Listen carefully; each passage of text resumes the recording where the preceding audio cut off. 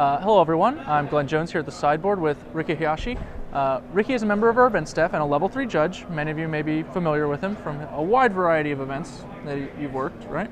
That's true. Too many to count. Too many to count. So what I brought Riki in here is to kind of give you guys the understanding of what happened with the ruling that happened at the match we were just watching. The game state, as has been explained to me, and I am assuming I am correct, is Giovanna Thalia is in play against a Volcanic Island and a Grim Lavamancer on David McDarby's side. Okay. Wasteland targets the single Volcanic Island, the only land David has. He floats a blue mana, and then when she moves to pass phase, casts a Brainstorm and immediately draws his 3 cards, which obviously he does not have a second mana for Thalia's ability. Right. So as a judge, what's the ruling in this situation? Okay.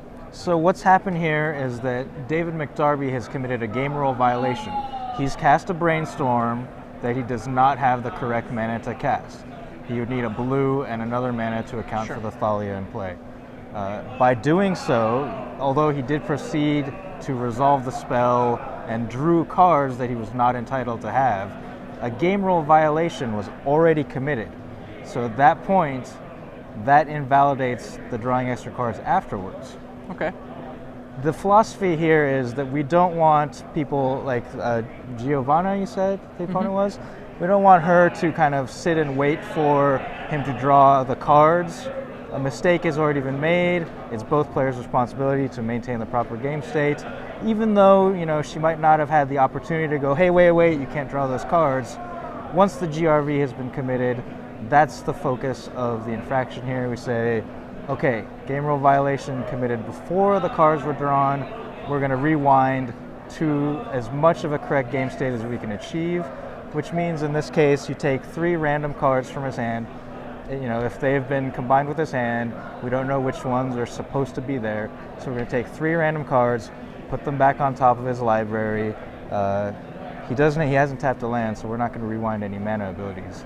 He's already floated that mana. Okay. So put the Brainstorm back in his hand from the stack, and then proceed from there. Okay, so basically because normally what might be considered a drawing extra cards infraction is derived here from the GRV. Right. It is not itself a separate infraction, it's just a GRV. Because the game rule violation was committed prior, and again, that is the kind of source of the error here. Okay. And both players theoretically have a chance to spot that error and stop the subsequent illegal actions from happening. So am I correct in saying that basically it's almost like a kind of a double jeopardy thing where like you're not going to penalize the player for essentially the same action in 2 different versions of a penalty? Correct. Okay. So I hope that clarified it for you guys at home. Obviously we all had a lot of different reactions, both in the booth and on Twitter from people, and I just wanted to clarify the actual ruling, which is not always what it might appear to be or what you guys at home or even myself might assume it to be. The judges usually know what they're doing here, and Riki agrees with this particular judge in his ruling, who did it apparently completely correctly. Everything sounds like it was handled correctly here. I mean, the only thing is you would think that someone who dresses like Jace would be able to brainstorm better, but hey. I also did want to note for the viewers at home who urged us to use the tape to figure out what the cards in David's hand were before the brainstorm. We are actually not allowed to do that. A DCI policy update has made it that judges can't use this particular information to make their rulings. In cases where a match occurs under camera, judges are only allowed to use video replay in the course of an investigation where they think that someone might be cheating, to use that as evidence of any potential cheating infractions.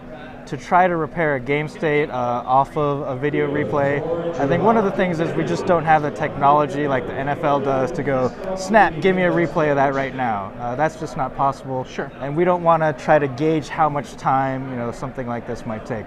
It could take 5 seconds to look at a tape and figure something out. It could take 20 minutes. And at the beginning of such an investigation, if you can't tell, we just don't want to take that chance. Sure.